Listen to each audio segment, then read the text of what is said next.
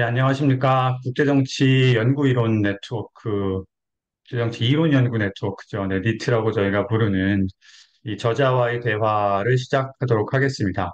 이 저자와의 대화는 말 그대로 국제정치와 관련된 이 저술 작업을 해주신 선생님들을 모시고 이야기를 들어보는 시간인데요. 특히나 저희 네트워크의 이 취지에 맞게 국제정치 이론, 그리고 사상, 그리고 국제정치 이론과 사상의 어떤 맥락이나 혹은 진료가 된다고 할 수 있는 국제정치 역사와 관련해서 굉장히 큰 통찰과 시사점을 제공하고 있는 그런 책 혹은 논문을 쓰신 저자분들을 말 그대로 모셔서 그분들의 이야기를 들어보고 또 서로 이야기를 나누면서 배워보고자 하는 취지로 기획이 됐습니다.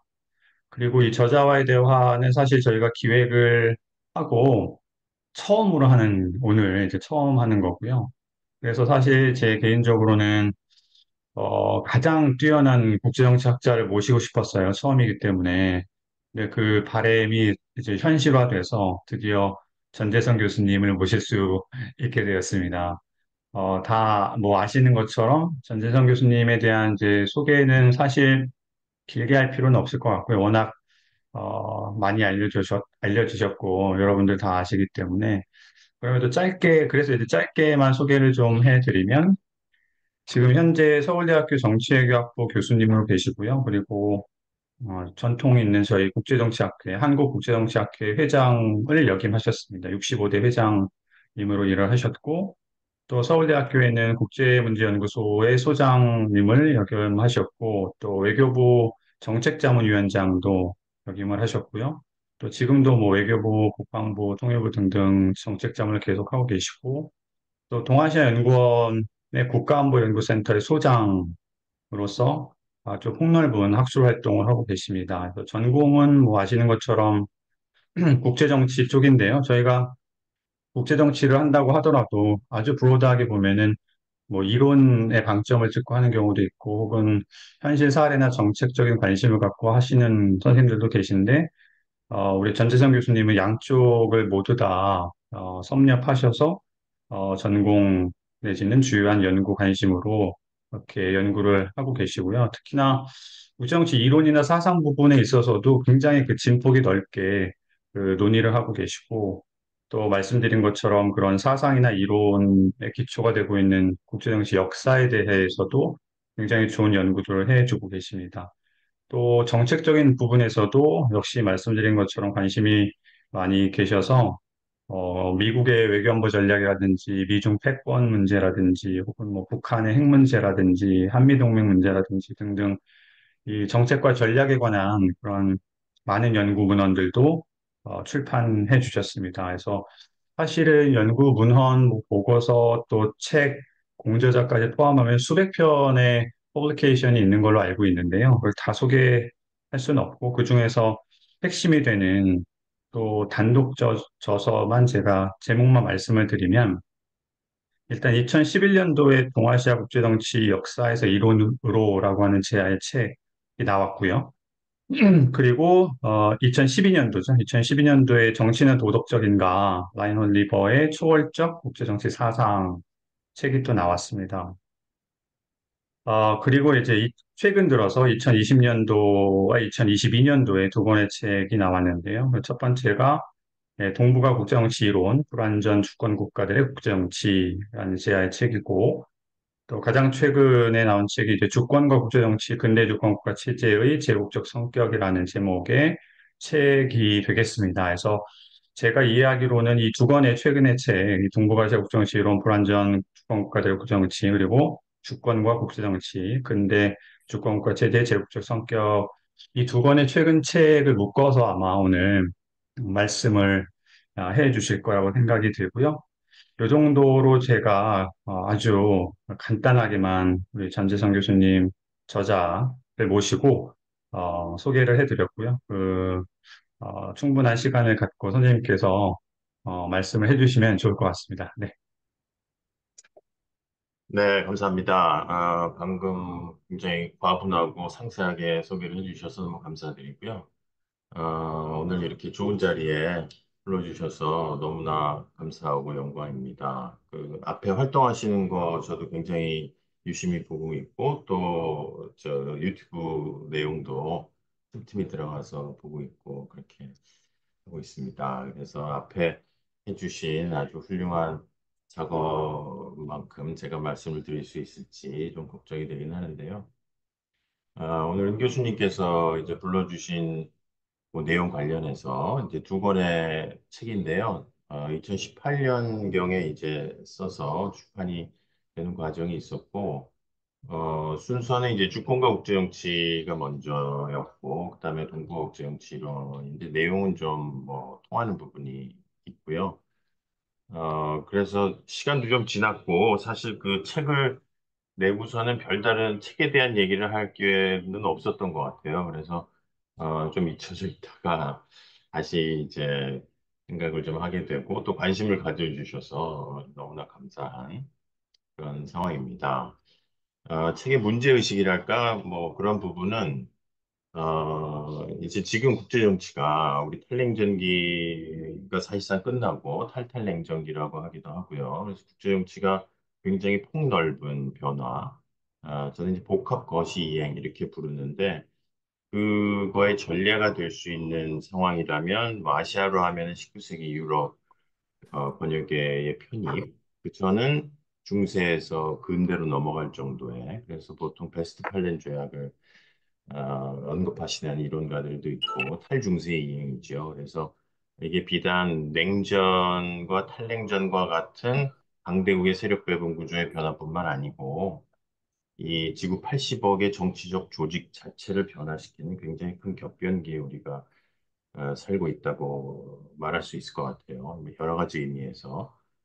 그런 면에서 그 이론의 여러 차원이 있을 수 있는데, 그거를 좀 추상도가 굉장히 높은 뭐 거대 이론이라고 할 수도 있겠고요. 그런 차원에서 생각을 좀 해보자. 그런 착안을 하게 된 거고, 그런 속에서 이제 미중 간의 관계나 남북 관계, 이런 구체적인 경험적 사례들도 다 연결되는 것이 아닌가, 그런 생각이 좀 있습니다.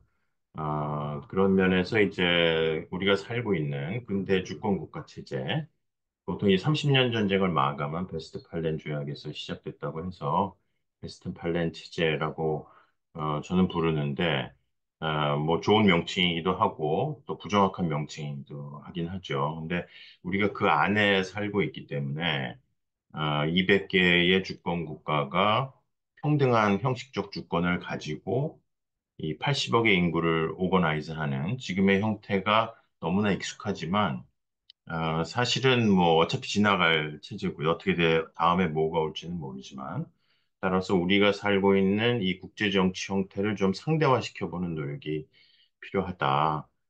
그걸 이제 이 조직 원리라고 할 수 있을 것 같아요. 오더링 프린시플, 뭐 오거나이징 프린시플 여러 가지 용어를 쓰지만 저는 그냥 조직 원리라고 쓰는데 사실은 이제 질서를 부여하는 어떤 근본적 원리라고 할 때 베스트팔린 체제의 조직 원리를 어떻게 규정해야 될지 하는 물음이고 좀 더 음, 나간다면 이 베스트팔렌 조직 원리의 어떤 윤리성, 지금 이 우리가 잘 살고 있나 하는 거에 대한 이제 반성도 필요한 시점이 아닌가 그런 생각이 들고요. 동아시아로서는 굉장히 낯선 조직 원리였는데 우리가 한국으로 하면 이제 1867년 그 근간 들어가서 지금까지 살고 있는 그 체제인데 제대로 편입이 안 됐기 때문에 남북으로 아직도 갈라져 있고 완전한 주권 음, 국가를 이루지 못하고 있기 때문에 뭐 최근에 보이는 여러 가지 북한 관련 상황도 벌어지고 있다 그렇게 이야기할 수 있을 것 같아요. 그런데 이제 문제는 그런 베스트팔렌 체제를 규정하는 학문적 논의가 주로 이제 미국의 국제정치학 주류 이론에서 시작이 음, 됐는데, 음, 그래서 베스트팔렌 체제의 조직 원리를 한마디로 하면은 뭐냐? 그럼 우리가 무정부 상태라고 음, 얘기하잖아요. 많은 음, 필자들이 얘기하는 것처럼 뭐 여러 가지로 대단히 부정확한 논의다. 첫 번째는 무정부 상태는 무질서 상태는 아니라는 거예요. 우리가 다 알고. 음, 그래서 무정부 상태 자체의 사회성이 있기 때문에 주권국가 상위에 어떤 정부는 있지 않지만 그런 주권국가들 간의 관계 자체는 굉장히 사회적이고 아주 꽉 짜여져 있다. 그런 면에서 음, 무정부 상태라면은 주권 국가가 대외적으로 하고 싶은 모든 일을 할 수 있을 것 같지만 사실은 그렇지 않다. 오히려 국내 정치에서 개인이 활동할 수 있는 여지보다 국제 정치에서 국가가 활동할 수 있는 여지가 훨씬 더 폭이 좁고 더 조직화되어 있다라는 이야기죠. 음, 무정부 상태라는 게 형식 논리상으로는 굉장히 어필하는데 이게 1920년대부터 국제 정치에서 쓴 용어라고 요즘에 이제 많은 논문들이 나오는데요. 본격적으로는 이제 월세 59년 책이나 79년 책에서 만들어졌는데 그 논리를 우리가 따라갈 때 생기는 많은 문제점을 다시 좀 생각해 보자 하는데 출발점이 있습니다. 왜 그렇게 되냐면 역사적으로 살펴보면 베스트팔렌 체제라는 것이 뭐 길게는 1500년경, 조금 더 짧게는 이제 1648년에 30년 전쟁 이후에 베스트팔렌 조약에서 특히 신성로마 제국 안에 영방 국가들이 동맹 체결권이나 종교 선택권을 가지게 되면서 상징적으로 부여된 조직 원리이긴 한데 제 하나의 아규먼트는 그 무정부 상태라는 조직 원리의 역사적 현실이나 이론적인 추론 과정에 좀 결함이 있다. 첫 번째는 음, 제국과 국제 간의 문제인데요. 1648 전에 존재했던 모든 정치 단위들은 다 제국이었습니다. 그죠? 제국이란 중심이 있고 주변에 정치 단위들이 있는데 하나의 보편 권위가 그 제국의 권력 자체를 다 다스리는 그래서 국내와 국제의 사실상의 구분이 없고 주권은 이제 제국의 메트로폴리스만 소유하고 있는 정치 체제인데 인류 역사의 뭐 90% 이상의 시간은 제국 체제였고 제국은 굉장히 자연스러운 부분이 있다. 그리고 우리가 제국이라고 하면은 이제 19세기 후반 또는 뭐 근대 전체 유럽의 제국을 생각하기 때문에 굉장히 침략적이고 폭력적이라고 생각합니다. 음, 실제로 그런 면이 있고. 하지만 이제 고대에서부터 존재했던 많은 제국들을 보면 제국의 중심이 이 주변에 대해서 보편 권위는 가지지만 또 내정 간섭을 당연히 하지만 그게 상시적이고 폭력적으로 꼭 이루어진 것은 아니다. 제국도 정당성이 음, 있어야 되고 오히려 주변 국가에 대한 자율성을 상당히 보장하는 형태도 있었기 때문에 예를 들어서 로마 제국의 속주가 가지고 있는 자율성과 지금의 베스트팔렌 체제에서 미국이 뭐 동맹국이나 약소국에 대해서 가지고 있는 내정 간섭의 권한, 뭐 내용적인 중에 어디가 더 속박적일까 이렇게 생각해 보면은 꼭 제국이 더 속박적이라고 볼 수는 음, 없다. 극단적으로 음, 얘기해서 그런 면에서 음, 조직 원리가 다를 뿐이지 그 이미지 자체가 모든 걸 이제 결정하지는 않는데요.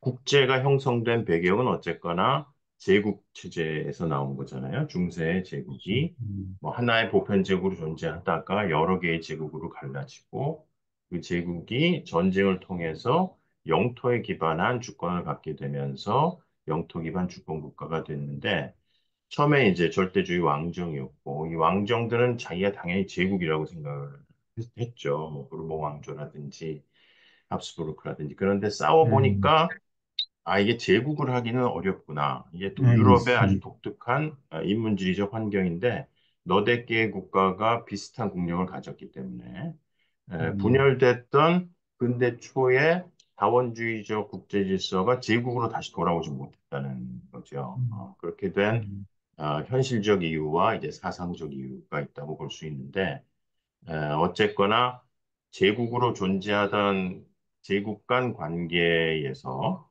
보편 제국이 출현할 수 없다는 현실에 대한 자각 또는 포기, 저희는 포기의 균형이라고 썼는데 음, 유럽 대륙 내에 한 개의 보편 제국을 건설할 수 없다는 포기에서 나온 제국 간 균형이 이제 주권 국가들 간의 상호 간의 주권 인정 체제였다라고 보여지고 우리가 베스트팔렌 이후에 18세기가 전형적인 세력균형 체제라고 하는데 세력균형 체제의 가장 큰 목적은 제국의 출현을 막는 거거든요.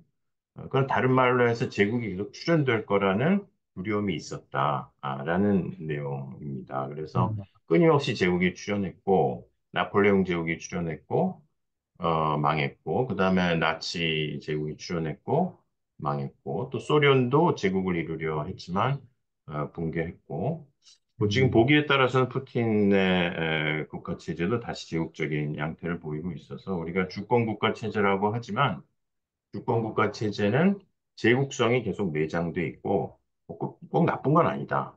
그래서 뭐 좋은 제국을 음, 만들 수도 있습니다. 음, 그런 면에서 이 제국이 갖고 있는 확장성이라든지 내정 간섭에 대한 어떤 흐름이라는 것이 주권국가 체제와 양립 불가능하지는 않다. 그래서 그 제국들 간의 팽팽한 균형 속에서 나온 서로 간의 합의를 우리가 주권국가 체제라고 부를 수 있는데 그런 면에서 무정부 상태라고 얘기하기에는 제국 속에서 출현된 국제 역사가 너무 복잡하다. 그런 의미에서 이제 역사적인 배경을 볼 필요가 있다는 거 한 말씀이고요. 두 번째는 이론적으로 무정부 상태 개념을 끌어낼 때 자연 상태 개념을 많이 쓰잖아요. 그래서 이게 이제 메타 이론적인 여기 우리 은 교수님이나 많은 교수님들이 다 연구하시는 분야인데 이제 개체의 존재론적 우선성을 주는 그래서 자연 상태의 이제 개인이든 아니면 뭐 홉스식으로 자연 상태의 국가든 개체가 음, 먼저 존재론적으로 주어지고 그 개체들 간의 관계를 뭐 여러 가지 형태로 홉스식으로 나쁘게 묘사하거나 로크나 루소식으로 하거나 그래서 그 개체들 간의 사회 계약으로 사회 상태와 그다음에 정치 관계가 만들어지는 걸로 그런데 그건 역사적으로는 사실이 아니죠. 이거는 그 필로소피컬 음, 픽션입니다, 완전히. 음, 원래는 주권 국가 체제라는 게 절대 왕조가 있고 그 왕조 안에서 민주혁명이 일어나서 주권의 대변자가 이제 왕정에서 민주정으로 바뀌는 그 과정을 합리화하기 위한 이제 논리적 구성물인데 홉스도 그 13, 14장에서 리바이어선에서 이제 그 상황을 국제 정치의 무정부 상태를 비유했는데 국제 정치도 무정부 상태에 해당되는 자연 상태였던 적은 한 번도 없다. 항상 사회 음, 상태였고 아주 꽉 짜인 상태였는데 월츠가 그거를 주권 국가라는 역사적으로 만들어진 굉장히 복잡한 구성물을 역사를 딱 잘라서 권력 이 무중력 상태에 놓고 그 개별 국가들 간의 권력의 배분 구조의 어레인지먼트를 구조로 놓은 거잖아요. 그래가지고 무정부 상태라고 이름을 붙이자. 음, 이게 마치 1945년에 그때 한 80개 국가에서 200개 국가로 이제 늘게 되는데 50개부터 시작해서 그게 정치적 공백 상태에서 개체들이 존재론적인 우선성을 갖고 있다가 사회계약을 맺지 못한 사회 상태 이전의 전쟁 상태에서 질서 없이 존재하는 것과 같은 이미지를 주고 있다. 그거는 대단히 잘못된 거라는 음, 거죠.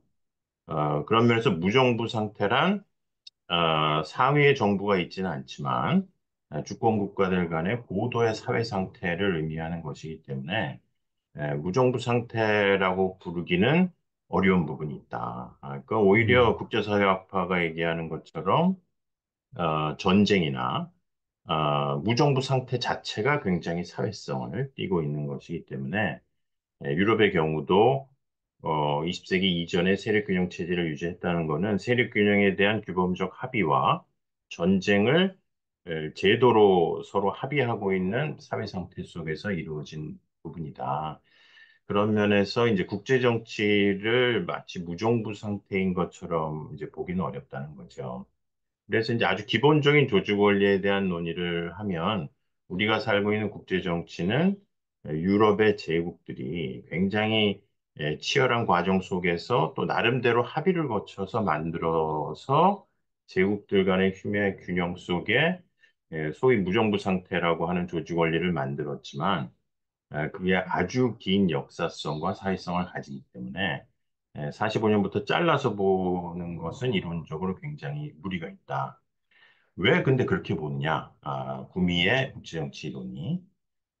저는 그 국제정치 이론이 제국을 얘기하기 싫어서 그렇다고 봐요. 제국주의와 음, 제국의 뒷배경이 있기 때문에 그거를 꺼내는 순간 구미의 국제정치 이론이 기반하고 있는 규범적 기초, 우리 국제연합의 음, 헌장에 나와 있는 국가들 간의 평등성이나 인권의 존중 같은 것이 스스로 해왔던 많은 제국주의적 양태 때문에 굉장히 큰 문제를 가져오기 때문에 규범적으로 굉장히 불편할 수밖에 없는 부분이 있다. 그리고 어쨌든 해결이 됐으니까 45년 이후에 국가들 간의 상호작용을 무정부 상태 속에서의 어떤 기계적인 과정으로 보는 것이 훨씬 더 분석적인 효용성을 가질 수 있다는 거죠.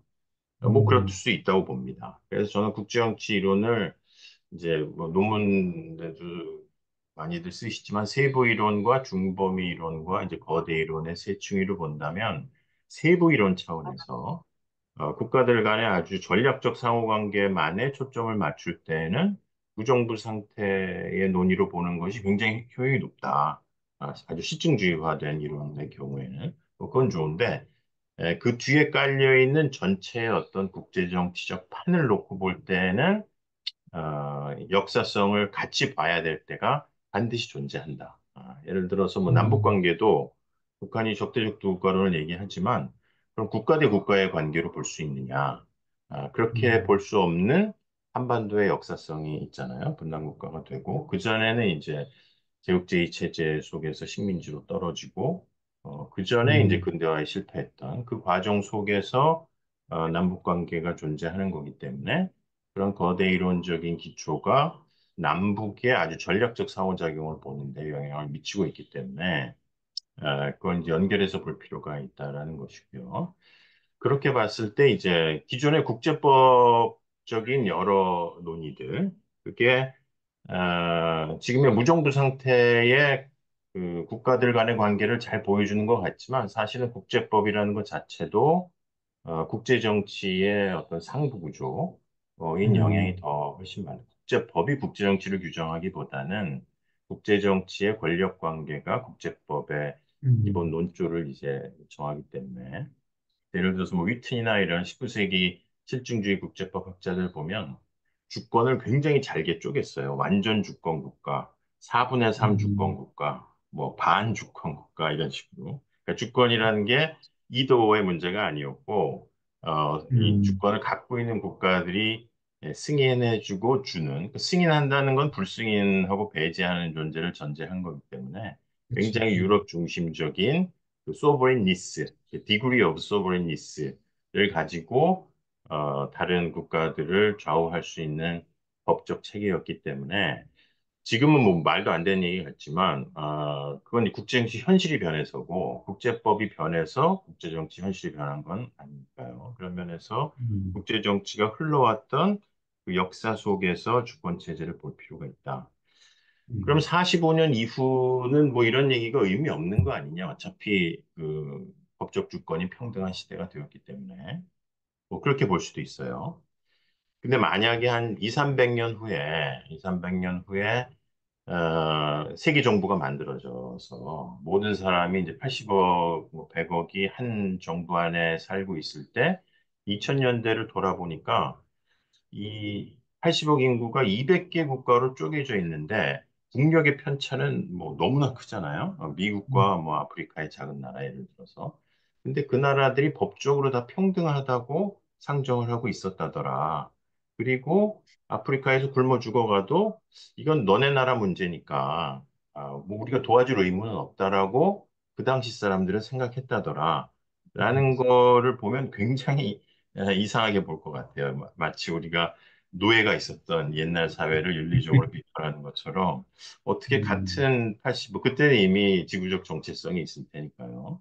그런 면에서 베스트 팔렌의 윤리성이라 할까? 아니면 그렇게 큰 국력 격차에도 불구하고 법적 평등이라는 거를 내세워서 마음껏 당대국의 권력을 행사할 수 있는 다른 국가의 어떤 뭐 지구 의회라든지 이런 거에 제한을 받지 않고 자의적으로 권력을 행사할 수 있었다더라라는 걸 보고 굉장히 윤리적으로 불편하게 느낄 수 있는 시대에 우리가 살고 있다. 그렇지만 우리는 음, 주권국가 체제라는 것은 국가들이 법적으로 평등하기 때문에 굉장히 좋은 체제라는 생각을 막연하게 하잖아요. 너희 제국을 해볼래? 주권국가 체제 할래? 그럼 다 주권국가 체제 할 거라고 음, 생각해요. 근데 그 내용을 들여다보면 법적 평등과 주권의 실질적 불평등 사이의 괴리에 대한 음, 이론화는 거의 하고 있지 않다. 하고 있는 이론가들이 있는데 주로 위계론자들이에요. 데이빗 레이크나 뭐 크레스너 같은 경우. 음, 이 사람들은 주권적 평등의 법적 기초를 놓고 실질적 힘에 있어서 하이어키가 있다라고 얘기하지 이 주권국가 체제가 본원적으로 위계적이다라고 얘기하지는 않는다. 그것은 위계성이라는 게 조직 원리의 양상이 아니고 그보다는 좀 피상적인 저는 운영 원리라는 말을 쓰는데 운영 원리 차원의 논의일 뿐이다. 그래서 국가들이 평등한 거는 기본인데 운영하는 면에서 불평등성이 있기 때문에 주권 국가가 주권적으로 주권의 일부를 양보해서 강대국이 내정에 간섭할 수 있도록 허용하는 위계성의 내용이다. 이렇게 본다는 거죠. 근데 45년 이후의 질서가 정말 그런 질서냐를 보려면 이제 미국과 소련의 냉전을 봐야 되는데, 1914년 이제 14개, 17년 14개 조항과 미국의 1차 대전 그 1917년이 굉장히 중요한 해인데요. 그래서 2차 음, 대전이 들어오고 소련에서는 볼셰비키 혁명이 이제 일어나는데 두 국가 다 유럽 국가들보다는 월등히 강한 이제 국력을 가지고 등장했다. 따라서 20세기 이후에는 일어난 변화는 하나는 이제 세계대전 이후로 세계 정치의 정치적 공간이 만들어졌다는 거죠. 그래서 1919년 이후로는 지구가 하나의 정치 공간이 됐기 때문에 뭐 지구화가 시작된 거죠. 그거를 다스리는 거버넌스가 어떤 거와 상관없이 이제 하나의 정치 공간이 됐다. 그런 면에서 우리가 요즘 지구화를 얘기하지만 뭐 사실은 이제 그때 폭력으로 하나의 정치 공간이 만들어졌는데 그걸 관리할 만한 힘을 가진 국가는 미소밖에 없다. 요즘에 이제 음, 중국이 많이 컸지만요. 두 나라 다 세계의 중심 국가로 올라설 때 유럽 국가들이 실패했던 지점에서 시작했는데 그게 민족 자결주의라는 거죠. 그래서 이제 형식적 식민지를 가질 수는 없다라는 게 보편적인 규범으로 자리를 잡는 때였기 때문에 미국은 자유주의적인 의미에서 이제 주권국가 체제를 성립했고, 소련도 그 체제 위에 있긴 하지만 이제 프롤레타리아 국제주의를 새로운 조직 원리로 내세워서 누가 더 20세기의 시대 정신을 잘 반영하는지를 놓고 거버넌스의 미래를 놓고 경쟁을 했는데 여러 이유가 있겠지만 소련은 결국 다시 제국체제로 돌아갔고 그래서 이제 책의 그 스탈린의 민족 개념하고 레닌이 주장했던 그 프롤레타리아 국제주의 음, 간의 갈등, 이게 브레즈네프 독트린으로 가서 결국 스탈린이 일국 사회주의를 주장하면서 사실상 그 소련의 일국 주권을 확장하는 제국으로 프롤레타리아 국제주의가 환원되게 된. 그래서 이제 시대 정신에 반한 부분도 있고요. 그래서 결국 망했고. 그렇게 보면 이제 미국이 20세기의 조건에 맞는 제국을 제안한 자유주의 제국이죠. 여기서 제국은 뭐 미국이 나쁘다 이런 제국주의 물러가라 이런 의미가 아니고 조직 음, 원리상에서 음, 제국성을 어떤 식으로 유지하느냐 하는 고민 속에서 다른 국가들한테 주권을 주고 제국을 유지하는 형태를 고안해냈다라는 의미에서의 이제 제국성이라는 거죠. 그런 면에서 주권국가 체제와 제국의 조직 원리가 상호 배타적인 그 조직 원리의 범주냐 하는 게 그 가장 핵심적인 질문이었어요. 근데 음, 어, 배타적이다 이렇게 주장할 수도 있을 것 같아요. 뭐 정의의 문제이기도 하고 현실의 문제이기도 한데 근데 지금의 무정부 상태 조직 원리식의 가정을 가지고는 실질적 주권에서의 하이어라키를 설명할 길이 없다. 그런 면에서 음, 좀 느슨한 개념 설정이긴 하지만 주권 국가 체제의 제국성으로 놓고 미국이 가지고 있는 제국성 그거는 자유주의 제국이기 때문에 굉장히 좋은 점도 많고 다른 국가의 형식적 주권을 인정하고 또 음, 이게 인터내셔널이 아닌 글로벌한 자유주의 모든 80억 인구의 정치적 자유에 대한 존중을 주장한다는 점에서 그런 면에서 이제 국제연합 헌장은 국가들 간 자유주의 규칙 기반 질서도 강조하고 국가와 상관없이 글로벌한 모든 인간 개개인의 인권을 주장하기도 하는 그러니까 인터내셔널과 글로벌을 나눈다면 두 차원을 다 갖고 음, 있는데 자유주의 국제 질서는 미국이 그 두 개를 다 추진했다는 점에서 윤리적으로 굉장히 앞선 부분이 있다. 그렇긴 하지만 그렇기 때문에 이제 길게 보면 중세가 끝나고 나서 많은 제국들이 처음엔 유럽을 관리하려고 했고, 그 다음에 이제 전 세계를 관리하려고 했을 때 끝까지 살아남은 모델은 미국의 제국 모델이 지금 살아남은 건데, 그거는 다른 국가의 형식적 주권을 최대한 인정하되 가장 효과적인 내정 간섭 원리를 발견해냈기 때문에 그렇다. 그 제국성을 음, 버리기는 불가능하니까요. 그리고 음, 그게 덮어졌던 이유 중에 하나는 공산권과의 대결이란, 그죠? 적이 있는 자유주의이기 때문에 이 자유주의 제국 내에서의 합의, 왜냐하면 그 공산권으로부터 우리를 보호해야 된다는 안보라는 공공재를 생산해내야 되는데 음, 미국이 이걸 다 하고 있기 때문에 다른 국가는 다 프리라이드 할 수 있는 거거든요. 그런 면에서 미국의 일방주의를 눈감아 줄 수 있는 상호 합의가 있었다. 왜냐하면 그렇지 않으면 이제 공산권의 침해라든지 전쟁 상태로 갈 수밖에 없기 때문에. 하지만 이제 적이 사라진 탈냉전기의 미국의 제국의 형태는 원래 1917년에 미국이 제안했던 모습의 본격적인 시험대라고 볼 수 있다. 중간에 이제 소련이 끼는 바람에 원래 제국성이 좋은 부분과 나쁜 부분에서 나쁜 부분이 많이 감춰졌었는데 이제는 그렇게 하기 음, 되게 어렵게 됐고 그거에 대한 본격적인 문제 제기를 3세계 국가들이 이제 하기 음, 시작해서 요즘에 글로벌 사우스란 말을 많이 쓰는데 3세계와 다른 점은 미국의 자유주의적 제국의 조직 원리에 대한 본격적 문제 제기를 하는 3세계가 글로벌 음, 사우스라고 생각해요. 그러니까 굉장히 탈냉전적인 뭐 글로벌 사우스는 69년인가 만든 개념이긴 한데 요즘에 그 일상 언어적 의미는 그런 의미를 좀 가지고 있다. 그런 면에서 20세기 전체에 이제 미국의 자유주의 질서, 그 소련이 잠깐 끼긴 했지만 그 전체를 이뤄나가는 게 굉장히 중요하다.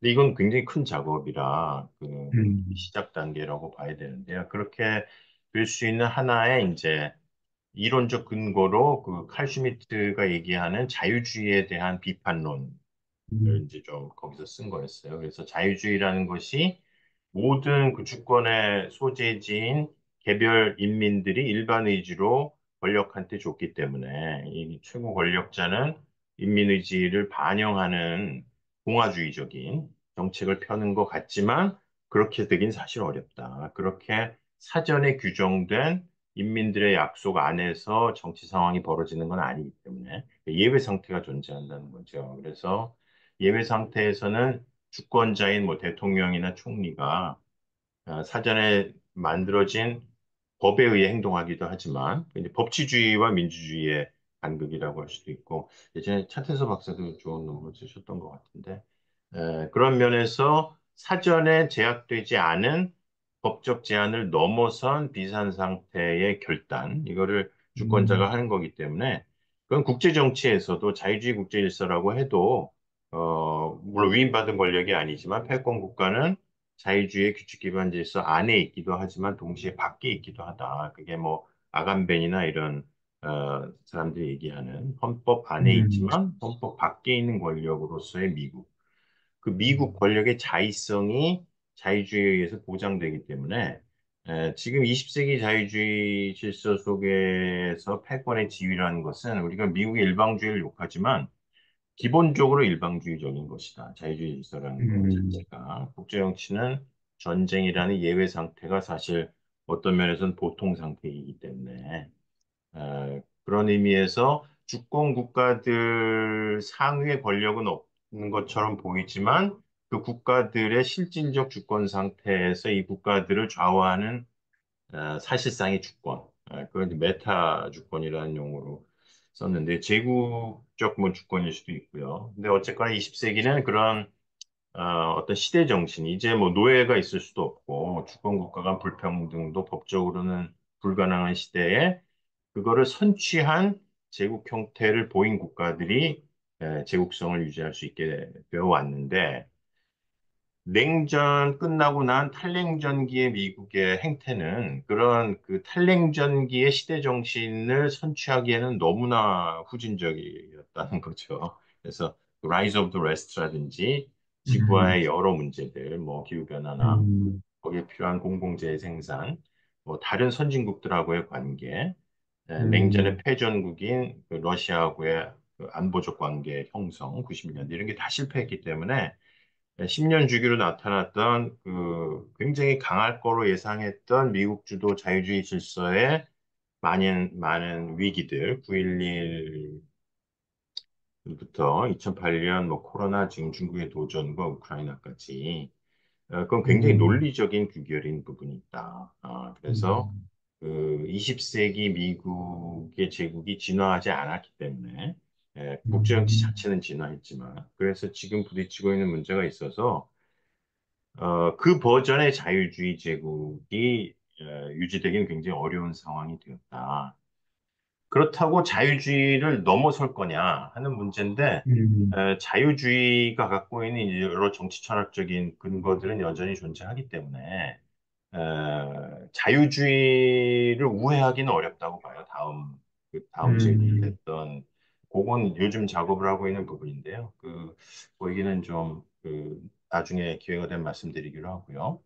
그렇게 됐을 때, 이제 두 번째 책은 연결된 부분인데요.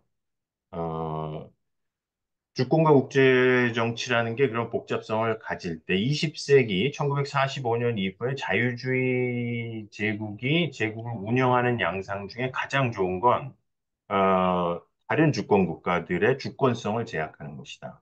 그래서 이미 음, 유럽의 제국들은 영토를 긋거나 아주 복잡한 다민족 경계를 자국한테 유리한 형태로 장치를 해놓고 이제 식민지에서 손을 떼잖아요. 뭐 영연방 경우는 음, 형식적인 논리도 계속 가지고 있고, 특히 중동 같은 경우가 중동의 독립국가 이후에도 부식민 세력하고 연계를 유지할 수 있는 다양한 장치를 마련하고자 뭐 실패한 경우도 많지만 그런 방식이 하나 있고 아니면 완전히 주권을 박탈하는 방식도 있고 하나의 방식은 원했던 원하지 않았던 주권을 불완전한 형태로 나눠두는 것이다. 그래서 이제 우리의 주권의 구성 요소를 영토와 국민과 효율적인 정부라고 할 때, 셋 중에 결손이 있는 국가들은 불완전한 이제 주권 상태로 남을 수밖에 없게 되고, 그건 실질적 주권에서의 간섭과는 다른 형식적 주권 음, 부분에서의 결손을 남겨놓는 형태인데, 그거를 뭐 다 구제국들이 아주 의도적으로 남긴 거라고 보기는 물론 어렵고, 식민지 해방 과정에서 그 독립 세력들 사이에 뭐 간극이라든지 봉건제의 유산이라든지 여러 가지가 있을 수 있기 때문에 그런 내외의 요인들이 합쳐져서 우리 한국 전쟁에서도 내인론 외인론이 있고 분단의 수도 있는 음, 것처럼 많은 불완전 주권 국가들이 남게 되었다. 근데 그 불완전한 상태가 완전 상태로 가려면 유럽 같은 경우는 찰스 tilly 얘기처럼 전쟁을 통해서 끝장을 봐야 되거든요. 그래서 뭐 나라가 합쳐지든 아니면 완전히 분단을 인정해서 형식적으로 다른 국가가 되건. 근데 그렇게 될 수 없게끔 역외 강대국들이 개입할 수밖에 없다. 동아시아를 들면 샌프란시스코 체제 같은 건데 음, 남북의 분단이나 또는 한국과 일본 간의 관계, 일본의 그 헌법적인 주권의 제약 이런 게 냉전의 논리로 동결되는 거죠. 그래서 뭐 싸우는 게 좋은 건 아니지만 30년 전쟁처럼 3세계들도 마음껏 싸워서 어쨌거나 주권 국가의 이퀄리브리움으로 가기 전에 국제정치 논리가 역외의 강대국들이 끼어드는 바람에 불완전한 주권 상태가 온전되는데 그게 주변 강대국들에게도 꼭 나쁜 건 아니다. 왜냐하면은 음, 미국의 경우에 투 코리아 폴리시를 쓸 수 있고 뭐 중국도 그렇고 미국이 중국에 대해서 투 차이나 폴리시를 쓸 수도 있고 중동의 아주 어지러운 국민국가 차원이 되기 이전에 민족의 문제, 뭐 종교의 문제 여러 가지가 있잖아요. 그게 해결되지 않은 상태에서 동결돼 있기 때문에 활용할 수 있는 여지가 굉장히 많고 만약에 중동 국가의 45년 이후에 주변 그 강대국들, 역의 강대국들의 개입이 없었으면 굉장히 치열한 전쟁을 해서 결국은 판가름이 났을 텐데, 그게 동결된 상태이기 때문에 동결된 상태에서 일어나는 많은 내전들, 그러니까 음, 국제정치에서 그걸 내전이라고 해서 내전 연구를 많이 하잖아요. 특히 데이터에 기반해서. 근데 사실 그건 내전은 아니고, 어떤 면에서는 국가 수립 전쟁이다. 30년 전쟁 때 영토 국가의 단위를 마련하기 위해서 그 스테이트 메이킹 워죠. 그거가 안 끝난 상태에서의 국가가 형성된 내부 분쟁이기 때문에 내전이란 국가가 있고 그 안에서 싸우는 건데 이 국가를 만드는 전쟁이기 때문에 내전이라고 꼭 규정하기는 어렵다는 거죠. 이미 국가가 확실하게 자리를 잡고 그 안에서 반정부 세력이 등장해서 뭐 분리주의든 그거하고 성격이 좀 다를 수 있다. 그런 면에서 음, 한국 전쟁도 어, 국가 하나의 국가 우리가 그 한반도가 삼국시대에 통일된 이후로 주관적으로 하나의 국가라는 주관적 인식이 있는데 그 인식과 반하는 영토와 국민이 분단되어 있기 때문에 그거를 하나로 통일하려는 뭐 국토 안정일 수도 있고요.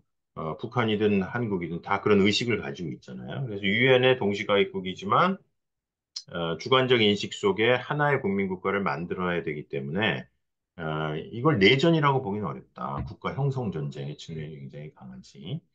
그런 과정을 역의 국가들이 활용할 수 있는 여지가 굉장히 많기 때문에 결과적으로는 불안정 국가의 온존을 역의 국가들 간의 국제정치 논리로 고정시켜 버렸기 때문에 미국의 입장에서는 다시 돌아가서 미국 제국이 자유주의를 얘기하면서도 뭐 내정이든 여러 가지 형태로 이 국가들을 관리할 수 있는 기제 속에는 어, 아주 소수의 국가를 제외하면 대부분 불완전한 주권의 형태를 가지고 있다는 거예요. 그런 면에서 불완전 국가들의 존속이라는 것이 지금의 국제 음, 정치에 굉장히 큰 문제가 되고 마지막 음, 포인트는 그런 면에서 근데 유럽은 1945년 전쟁이 끝나자마자 주권 공유의 유럽 국가 연합 체제로 갔잖아요. 그렇게 보면 우리가 주권 국가 체제라고 하는데 전 세계가 주권 국가 체제였던 적은 별로 없다.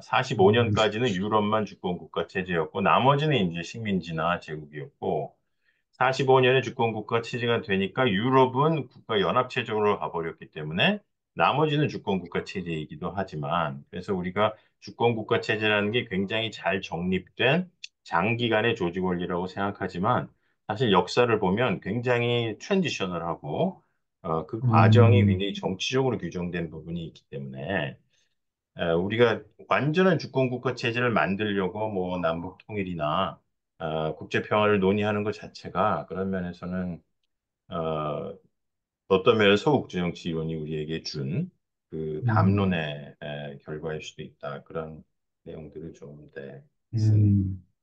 거였습니다. 네, 시간을 많이 썼네요. 네. 감사합니다, 교수님. 사실 이 두 권의 책의 내용이 굉장히 다루고 있는 범위가 넓고 또 깊이가 있는데, 길지 않은 시간 동안에 잘 설명해 주셔서 감사드리고요. 또, 개인적으로는 사실 뭐 서두에서 말씀드렸지만 이 두 권의 책을 읽으면서 또 새롭게 다시 보면서 굉장히 많이 배웠기 때문에 교수님께 이 두 권의 책을 써주신 거 그 자체만으로도 감사하다는 말씀을 꼭 드리고 싶었어요. 왜냐면 많이 배우기도 하고 지금까지도 굉장히 많은 자극을 또 받기도 하고 앞으로도 그럴 거라고 생각이 돼서 굉장히 좋은 책 써주셔서 감사드린다 말씀드리고 그래서 오늘 첫 시간에 교수님을 꼭 모시고 싶었고 그래서 나와주셔서 다시 한번 감사드리고요.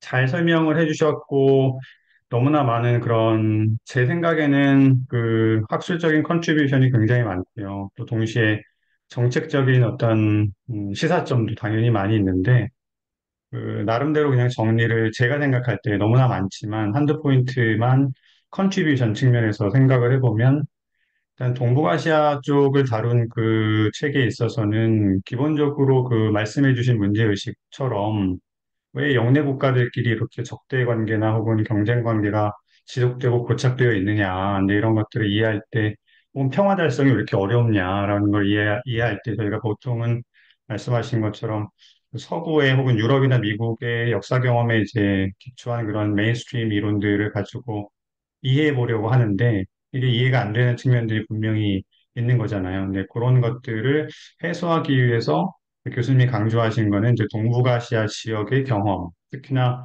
그 영내 국가들의 19세기 이후의 주권 형성의 그런 경험들을 잘 살펴보면 답을 좀 찾을 수가 있다. 그래서 그거를 역사를 기반으로 해서 동북아시아에 맞는 그런 개념과 이론을 불안전 주권, 또 불안전 주권 국가들의 주권 게임이라고 이렇게 명명하시면서 설명을 해주셨기 때문에 또 동시에 이제 제가 인상 깊었던 거는 이렇게 동북아시아에 맞는 개념과 이론을 제시해 주시면서도 조금 더 보편 범위에 있어서 혹은 이제 교수님 표현대로 하면 거시적인 범위에 있어서 작동한다고 여겨지는 이 파워 폴리틱스라고 하는 논리를 접목을 해서 이 접목된 것으로 이제 설명을 하게 되면 혹은 이해를 하게 되면 상당한 이해력을 우리에게 주기 때문에 어찌 보면 카잔스타이나 이 시리 이야기했던 방법론적으로 보면은 이 절충주의를 활용하시거나 혹은 최근 논의가 많이 되고 있는 이 글로벌 IR의 한 입장으로서 이 서구 중심주의적인 그런 이 이론의 문제를 이 동북아시아 역사 경험에 기초한 개념을 이렇게 혼합해서 이렇게 설명을 해주셔서 그런 부분에 있어서 굉장히 이제 컨트리뷰션이 있다. 이거 이외에도 있지만 이제 제가 하나만 꼽으라면 시간상 그런 게 있다고 저는 이제 생각이 들었고요.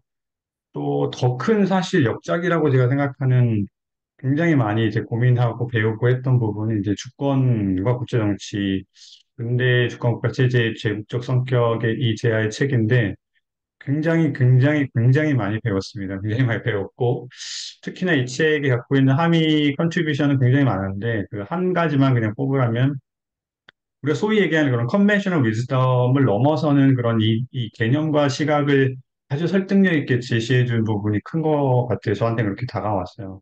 말씀 주신 것처럼 보통 우리가 주권이나 주권 체제, 또 제국 혹은 제국 체제에는 상반된 개념이나 혹은 상반된 실체로 이렇게 많이 이야기하고 배우고 뭐 그런 게 이제 컨벤셔널한 관습 같은 거였는데 사실 이제 긴 역사를 살펴보면 그렇지가 않다라고 하는 것이고 특히나 더 국제정치라고 하는 거 혹은 국제질서가 조직되는 이제 교수님 표현대로 하면 조직 원리나 운영 원리를 근본에서부터 다시 생각해 볼 수 있게 하는 그런 책이어서 굉장히 좋은 책이고 또 그런 이제 주장을 이제 제시하는 데 있어서 제가 놀랐던 건 시간 프레임이 분석의 대상으로 삼고 있는 시간 프레임이 고대 로마 제국부터 시작이 돼서 중세 유럽으로 넘어가고 뭐 16세기, 19세기 제국의 시대를 넘어서 냉전과 탈냉전에 이르기까지 거의 2000년에 가까운 그런 시간 프레임을 이제 분석 대상으로 삼아주시고 그 내부에서 그 시간 내에서 발생한 다양한 역사적인 사례, 뭐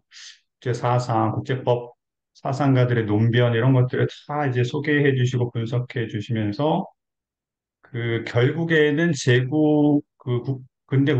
근대 주권국가 체제가 어찌 보면 제국의 한 단계일 수도 있다. 라고 하는 이제 마지막에 그런 결론 부분에서 상당히 이제 인상 깊고 흥미롭고 또 설득력 있게 다가왔습니다. 그래서 그런 부분에 있어서 그런 새롭게 볼 수 있는 즉 우리가 컨벤셔널 위즈덤이라고 하는 걸 넘어서서 새로운 개념과 사상, 그 메타 주권도 마찬가지인 것 같아요. 말씀하신 칼 슈미트의 정치 사상 기초에서 개념을 만들어 주셨지만 사실은 칼 슈미트의 정치사상 혹은 이제 주권론 이 조금 더 정합될 수 있게 어찌 보면 이 권력론이나 결단주의라고 하는 거를 더 국제정치적인 맥락에서 밀어붙여서 정합되게 제시해 주신 개념이 주권, 메타 주권이라고 할 수 있어서 그렇게 이제 기존의 시각이나 개념을 새롭게 보면서 대안적인 개념 자원까지 제시해 주셨기 때문에 상당한 컨트리뷰션이 있다라고 이제 이 외에도 상당히 많이 있겠지만 오늘 이제 참석해주신 다른 니트의 선생님들께서 아마 이야기해 주시겠지만 시간 관계상 그냥 한두 개만 제가 생각할 때 도드라지는 그런 학술적인 컨트리뷰션에 대해서 조금 이제 공유를 하고 싶어서 말씀을 드렸고 그래서 다시 한번 책을 써주시고 또 오늘 이렇게 정리해서 말씀해 주셔서 감사드리고요.